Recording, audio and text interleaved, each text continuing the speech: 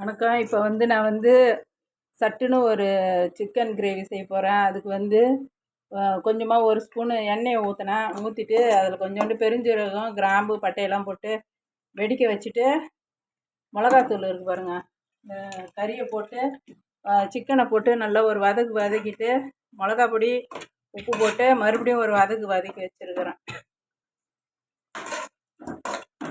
இது நல்லா தண்ணி விடட்டோன்னுட்டு இந்த சிக்கன் பாருங்கள் நல்லா வதங்கணும். எவ்வளோக்குள்ள வதங்குதோ டேஸ்ட்டாக இருக்கும் நல்லா. இப்போ நான் தேவையான பொருள் போய் எடுத்துன்னு போய் அரைச்சின்னு வர போகிறேன்.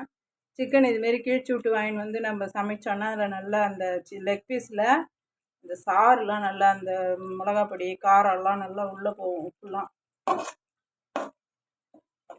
ஈரலும் வாங்கின்னு வந்தோம்னாக்கா இதுமாரி போட்டு வறுத்து பிள்ளைங்களுக்கு கொடுத்தோம்னா நல்லா சத்து வறுக்கலாம். இப்போ இதுக்கு தேவையான அளவு தண்ணி ஊற்றிடுறேன்.